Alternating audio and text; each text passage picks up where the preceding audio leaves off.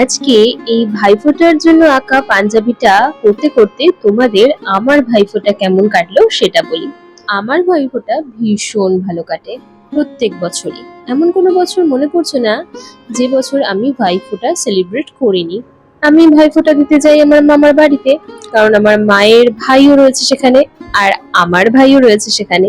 মানে আমার মামার ছেলে, শুধু মামার ছেলে নয়, আমার এক মাসির ছেলেও আসে, আরেক মাসির 2 মেয়ে আসে, সেই দিদি জামাইবাবু তাদের ছেলে, আমার মামির দাদা। আমরা প্রায় টোটাল 20 থেকে 22 জন একসাথে ভাইফোঁটা সেলিব্রেট করি। ভীষণ মজা হয়, সবাই মিলে এই দিনটা আমরা এক জায়গায় হবই হব। তারপর তো সকাল সকাল ভাইফোঁটা দেওয়া হয়ে যাওয়ার পর পেট ভরে ভুরি ভোজ হয়, আর রাত্রেবেলা আমরা বাজি ফাটাই। আমার ভাইরা কিছু বাজি রেখে দেয়, আমি হয়তো কিছু বাজি নিয়ে যাই, আমার জামাই বাবুরা হয়তো কিছু বাজি আনে।